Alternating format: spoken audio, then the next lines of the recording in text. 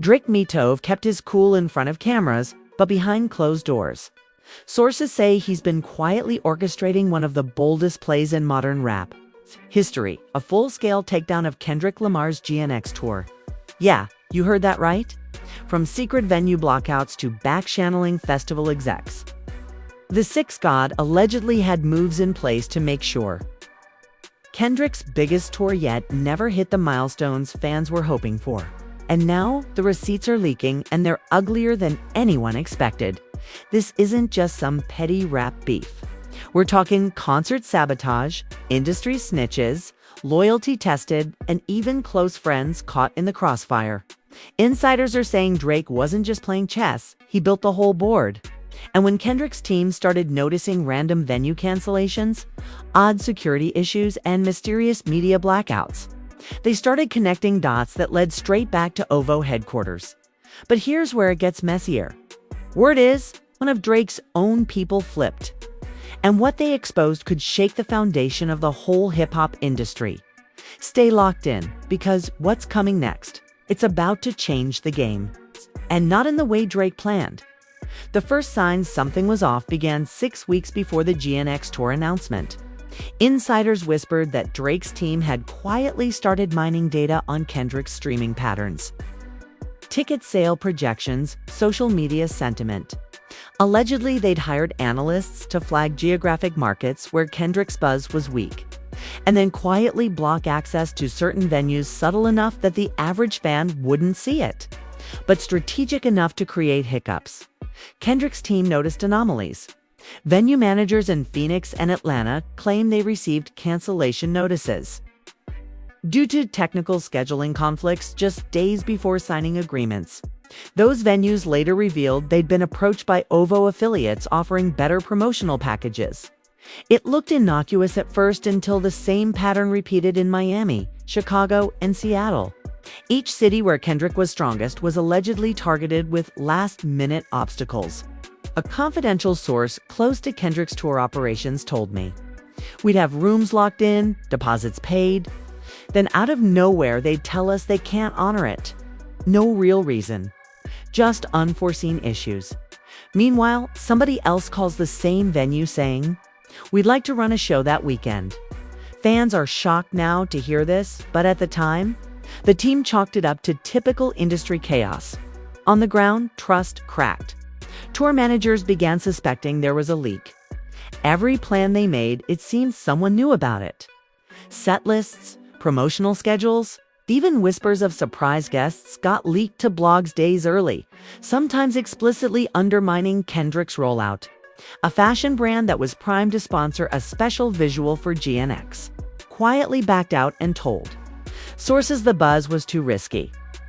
Insiders say they'd been pressured by parties claiming conflict of interest if Kendrick's launch overshadowed their artist release windows. Emotionally, Kendrick was starting to feel cornered. In private calls with close confidants, he expressed frustration. "I've faced battles in the booth, but this feels different," he reportedly said. "This is like someone trying to gaslight my own momentum." His inner circle warned him not to go public yet too soon, risk making accusations with no hard proof. But Kendrick's close ones were divided. Some urged patience. Others urged counterattack. Meanwhile, Drake's camp played the quiet game. His public statements remained neutral, referencing nothing but admiration for hip-hop and support for touring artists. The silence was part of the plan. Yet behind the scenes, his team allegedly deployed strategists to influence social narratives. Planted blog posts began surfacing, questioning whether Kendrick's momentum was overhyped or suggesting he was too niche to sustain a major stadium run. Fans started seeing weird think pieces. The ceiling of Kendrick's influence. Can his voice carry stadiums? Many of these were traceable to shell sites linked to OVO Associates. As the GNX tour's announcement date approached, stress mounted. Kendrick's team ramped up security, both physical and digital.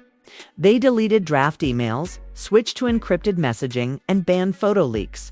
Still, subtle sabotage persisted.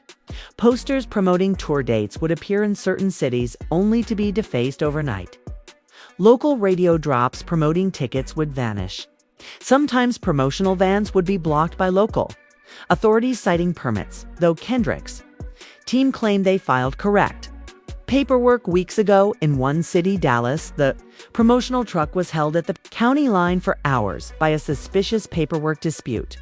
The driver claimed he received a call telling him to hang tight, wait for backup clearance. By the time he got through, the promotional window had passed. Fans later rallied, tweeting #FreeKNXDallas, convinced something shady was at play. The first big blow came when the tour's launch party was supposed to be in Los Angeles. Kendrick's team locked in the rooftop venue weeks ahead. Days before, staffers were told the permit was revoked due to city safety concerns. Inside sources say an anonymous call had come to the city planning office warning of unlicensed gathering risks. The venue refused to risk fines, even though Kendrick's team produced all correct documents. The party had to be moved to a smaller venue last minute, a logistical headache and a signal. The war was underway. Fans began sensing the tension. Social media commentator channels picked up on the pattern, asking, "Why is Kendrick's tour getting roadblocks nobody saw coming?" Rumors bubbled, gossip threads speculated about Drake's involvement. For months, many shrugged. This is rap, drama happens. But now people began paying attention. The family was left divided. Some within Kendrick's inner crew suspected industry players. Others thought label rivalries were responsible. In one private dinner, Kendrick sat with his brother and his manager, voices low. His manager argued they should delay the tour announcement, gather more proof. His brother pushed back. "If you delay, you lose momentum. They'll spin this like you chickened out." Emotions ran high. A fierce debate raged about image versus strategy, trust versus exposure. On the OVO side, word was that the internal tension was mounting too. Sources claim some OVO execs were uncomfortable with the scale of the operation, worried about backlash. Whispers of insubordination, quiet dissent, and uneasy consciences floated by. One OVO strategist reportedly told a colleague, "This is getting too deep. We're playing with the bones of someone's legacy." But the decision-makers allegedly overrode concern they believed. Kendrick's tour had to be prevented from overshadowing Drake's upcoming deluxe release. And so, the stage was set. When the GNX tour dates dropped, they dropped with fanfare, but cracks had already spread. Ticket pre-sales in some markets were sluggish, not because demand disappeared, but because promotional leaks had scared away early buyers. Social media chatter was lukewarm in cities that normally lit up for Kendrick. Markets that historically boomed were quiet.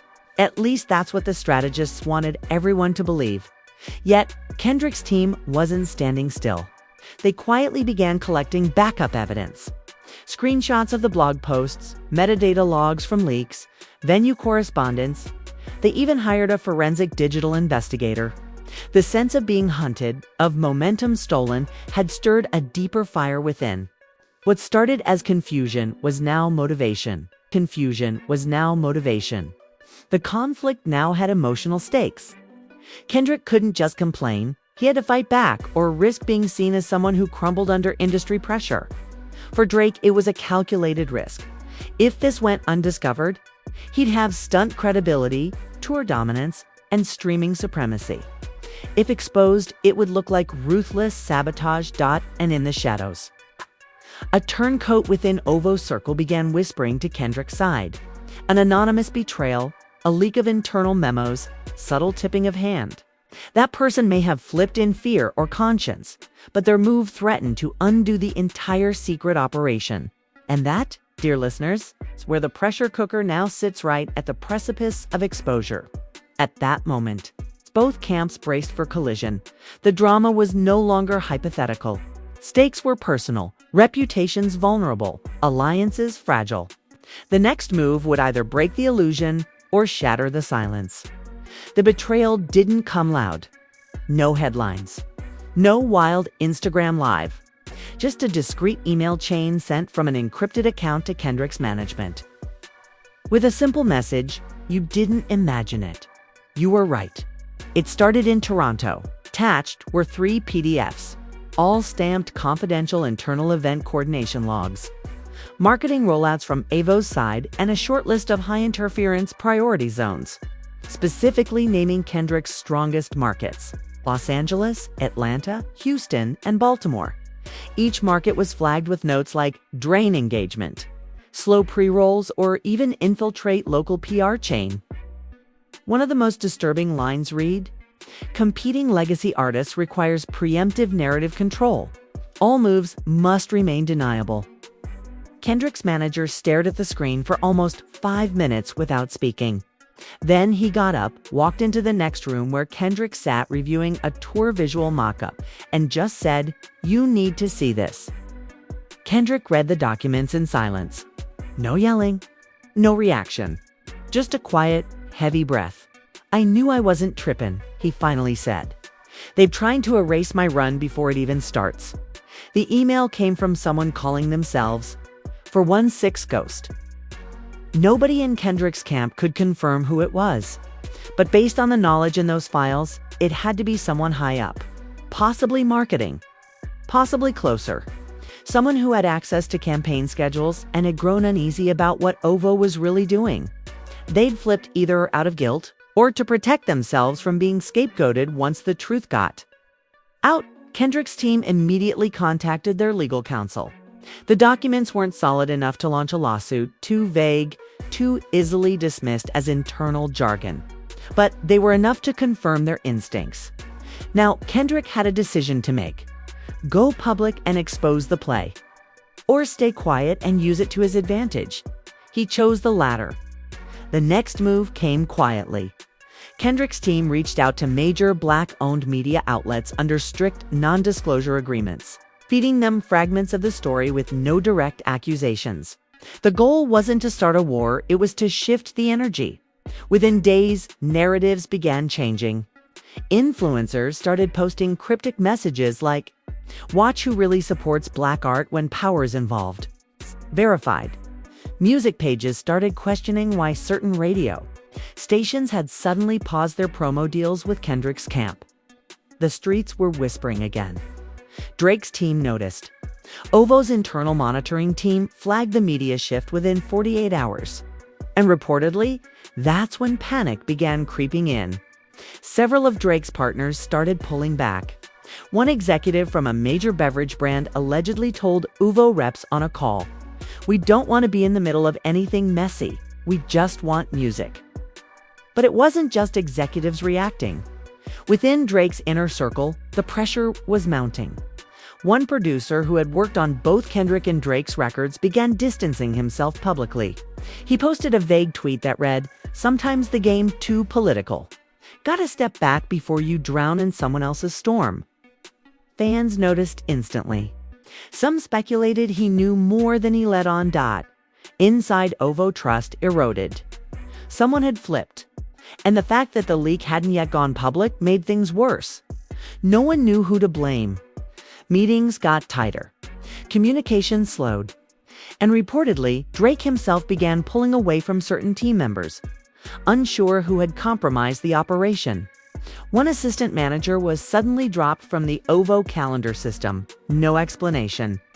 Meanwhile, Kendrick was preparing his quiet counterattack. Instead of delaying the GNX tour, he doubled down. Pop-up shows in unexpected cities. Secret merch drops with coded messaging, like "For those who stayed solid." Even a midnight freestyle posted to an independent SoundCloud account. No press, no rollout, just bars layered in metaphor in it. Kendrick spit. They whisper in silence. "Plot in the glow, try to burn your wings while they praise in your flow, but I seen the shadows that kneel to the throne. Just 'cause you silent don't mean you alone." Fans went wild. No names were dropped, but the message was clear. He knew. He was speaking now carefully, but clearly. The freestyle went viral in hours. Fans dissected every line. Kneel to the throne, was that Drake? Burn your wings, was that about tour sabotage? The speculation breathed life into the tour again. Ticket sales surged in the same cities that were slowing down weeks prior. The machine that had once tried to choke the rollout was now gasping for control.ovo. Couldn't afford to stay quiet anymore? And that's when Drake made his first misstep during a casual interview with a UK radio station. He was asked about the sudden rise in competitive narratives in hip-hop. Drake, visibly irritated, responded, "You can't blame the scoreboard when you're not winning. Sometimes it's easier to cry sabotage than to put in real work." It was slick, indirect, and it backfired instantly. Kendrick fans took it as confirmation. The blogs ate it up. Within hours, the clip was all over social media, labeled "Drake responds to sabotage accusations." Even though Kendrick hadn't made any direct accusations, this gave Kendrick's camp leverage. They knew they were in Drake's head now. Back-channel emails began circulating between mutual industry partners. People wanted out. One tour manager who had worked with both artists told a friend in confidence, "This ain't no rap beef. This is straight-up political warfare." Rumors spread that Drake was losing ground, not musically, but socially. The quiet respect he held for being calculated, smooth, untouchable, that illusion was cracking. Kendrick, meanwhile, doubled down again. He scheduled a new surprise show in Toronto. Yes, Drake's own city. The show was titled Silent Flight, a nod to the owl symbolism tied to Drake's brand. Fans caught it immediately. Tickets sold out in 10 minutes. What happened next shifted the war from whispers to headlines. The day of the Toronto show, 3 different production companies received anonymous calls warning them of permit violations tied to Kendrick's event. Then, the venue's sound system was delayed due to a shipping mishap. And finally, hours before showtime, a set of fake social media accounts began spreading rumors that the show was canceled. Even though at WASN's single quotes TDT, Kendrick's single quotes S fans still pulled up. Over 7,000 packed the outdoor venue. And when he took the stage, he addressed it all without ever saying a name. "Sometimes they try to keep you quiet because your voice is too loud for the room," he told the crowd. But the truth got its own speakers. The crowd erupted. On the way out of the show, flyers were handed out. No logos, no names. Just a black card with white text. "If the kingdom's fake, why the throne still tremble?" The card went viral in minutes, and OVO. Now, they had a problem. They were no longer just steering narrative behind the scenes, they were being hunted by it. The 416 ghost emailer struck again. This time sending messages to 3 major music journalists, attaching deeper files, ones with direct communication logs. Someone, somewhere, was about to go public. The music world was stunned when, out of nowhere, one of Drake's closest advisors, known only as Jay, went public with a bombshell interview. In an exclusive with a major hip-hop outlet, Jay confessed to leaking the internal documents to Kendrick's camp. The interview dropped like a bombshell, sending shockwaves through industry circles. "I couldn't be a part of the sabotage anymore," Jay said, voice thick with emotion. "I saw how far it went, not just blocking shows but manipulating fans and media. It felt dirty." Fans were shocked. Emotions ran high across social media. #416ghost trended worldwide, with some praising Jay's courage and others condemning the betrayal. Kendrick's supporters saw this as proof that the quiet war was real. Drake's fans, however, labeled it a setup. Just another move to slander the Sixth God. Just another move to slander the Sixth God. Inside OVO, the family was left divided. Some blamed Jay for blowing the operation. Others argued he was the only voice of conscience. Meetings turned heated. An anonymous OVO insider said there were tears. Some begged for forgiveness. Others threatened legal action. It was a breakdown. More explosive than the interview were the private texts that surfaced days later. Screenshots leaked online showed conversations between EVO executives plotting to slow-roll Kendrick's tour with language like "block the media push" and "kill the buzz." One particularly damning text read, "If Kendrick sells out more than 70% of his venues, we lose everything." The court of public opinion wasn't kind to Drake. Artists who had stayed neutral until then began speaking out. A close friend of Kendrick, rapper Cole, took to Twitter saying, "This is beyond competition. It's about respect. If we don't stand for that, who will?" Meanwhile, festival organizers started distancing themselves from OVO. One major festival organizer said off the record, "We want to avoid being caught in political crossfire. It's bad for business and community." Kendrick's team seized the moment. They released a powerful visual campaign showing clips of fans across cities, the empty venues, the defaced posters framing the narrative as one of resilience against the odds. The tagline, GNX, the tour that fought back. Even some OVO allies couldn't ignore the damage. Reports came in of internal tension between Drake and his longtime manager. One source said Drake felt betrayed, but also questioned if he was surrounded by loyal people or opportunists. Amidst this, a surprising twist emerged. Drake and Kendrick were rumored to have spoken privately. Sources say the conversation was tense but respectful, a rare moment of clarity amid chaos. Allegedly, Kendrick said, "I'm not your enemy. This industry tries to pit us against each other. Maybe it's time we rewrite the rules."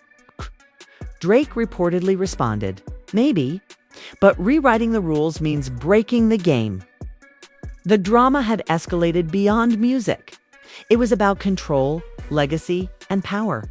The once glossy image of the industry's biggest stars was tarnished.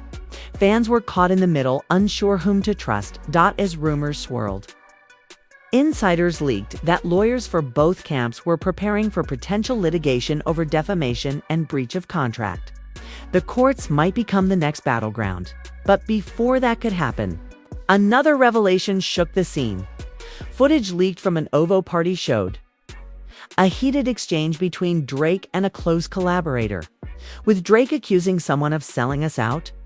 The video quickly went viral, raising questions about who exactly betrayed him and whether the sabotage operation was bigger than anyone imagined.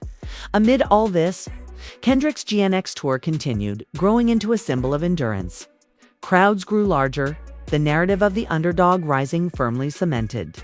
Critics praised Kendrick for turning adversity into fuel.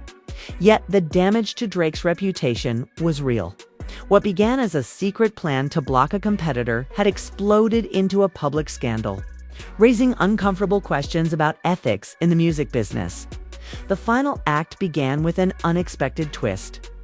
A bombshell leak of private voice notes between Drake and several OVO executives surfaced online, posted anonymously on a popular rap forum.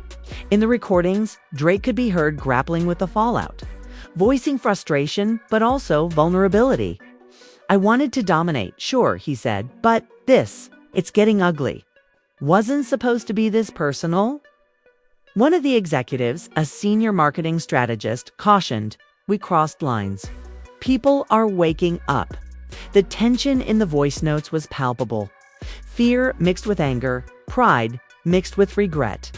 The court of public opinion had turned merciless. Kendrick's camp seized the moment. They released a statement emphasizing artistry over animosity, while subtly reminding fans that Kendrick's resilience had triumphed over sabotage. The statement read, "Music should build bridges, not walls." Despite obstacles, the GNX tour stands as proof that truth and talent endure. Amidst the chaos, the legal battle quietly began. Both camps filed motions. Drake's team sought to block publication of the leaked voice notes, claiming invasion of privacy and defamation, while Kendrick's lawyers prepared to pursue claims of tortious interference and concert sabotage. Legal experts weighed in, noting that if proven, the case could set a precedent about ethical limits in artist competition. As the legal drama unfolded, industry insiders began distancing themselves from OVO. A longtime OVO collaborator told me, "We didn't sign up for corporate warfare. This has gone beyond music. It's damaging the whole community." Several producers and artists announced new projects away from OVO-affiliated labels. The media frenzy peaked when a prominent music journalist published an expose detailing the silent war between Drake and Kendrick, including interviews with anonymous sources from both camps. The article painted a complex picture. a battle fueled by ego, loyalty, and power struggles that had been simmering for years. Masked by polished public personas, family drama also came into play. Kendrick's cousin, a rising artist signed under a label affiliated with Drake's management, found himself caught in the crossfire. Private text leaks showed heated exchanges with the cousin pleading for peace, only to be met with cold responses. The family was left divided, torn between business and blood, in an unexpected move. Kendrick invited Drake to a private sit-down for a live-streamed discussion, part reconciliation, part negotiation. The conversation was tense but respectful. Kendrick opened, "We've both fought hard. Maybe too hard. But this culture is bigger than us." Drake replied, "Maybe it's time to rebuild. Not just for us, but for the future of the game." Fans reacted explosively. Some hailed the moment as a breakthrough. Others remained skeptical, wary of PR stunts. Yet, the conversation was a turning point, hinting at possible collaboration or at least truce. The tour itself, despite all the drama, became a landmark moment. Sold-out shows, passionate crowds, and critical acclaim framed Kendrick not just as a survivor, but a leader. Meanwhile, Drake's next album dropped amid the controversy, with lyrics that many interpreted as cryptic reflections on the feud. The story also sparked broader conversations about ethics in entertainment. Commentators debated the blurry lines between competition and sabotage, the role of management teams, and how far is too far in the battle for supremacy. Industry veterans called for new standards and transparency. One former label executive noted, "This case is a wake-up call. Artists deserve to compete on talent and vision, not behind-the-scenes games that destroy careers." As the dust began to settle, the future remained uncertain. Would Drake and Kendrick truly find peace? Or was this just the calm before another storm? Could the courts force a reckoning that changed industry practices? And how would fans remember this saga, as a tale of rivalry, betrayal, or eventual redemption? The GNX Tour saga, once hidden in whispers and leaks, had exploded into a defining chapter in hip-hop history. It exposed the fragile balance of power, the human cost behind chart battles, and the relentless ambition driving two of the biggest names in music. And now, the question remains for you, the fans, the observers, the culture keepers. What do you think really happened behind closed doors? Was this all just business, or did something deeper fracture the industry? Do you believe that truce is genuine, or is the war far from over? Drop your thoughts below. Like, share, and subscribe for more deep dives into the biggest stories shaping the culture. Because in this game, the truth is always the real headline. Thanks for watching this deep dive into one of the most intense and secretive battles in hip-hop history. As we've seen, the lines between competition, sabotage, and survival can get dangerously blurry when power and pride are on the line. Now, it's over to you. What do you really believe happened behind the scenes between Drake and Kendrick? Was this just another chapter in the music industry's cutthroat game, or something more personal and damaging? Do you think the alleged sabotage was justified competition, or did it cross an ethical line that should have consequences? And what does this mean for the future of artist rivalries and music business tactics? Share your thoughts in the comments below. Your voice matters in this conversation. If you want more exclusive stories and deep dives that blend the drama and the truth behind the headlines, make sure to like this video and subscribe to the channel. Hit that notification bell so you never miss an update on the stories shaping the culture you love. Remember, in the world of music, sometimes the biggest battles happen far away from the spotlight, and only the sharpest eyes get the full picture. Until next time, keep listening closely and stay ready for whatever unfolds next. Stay ready for whatever unfolds next.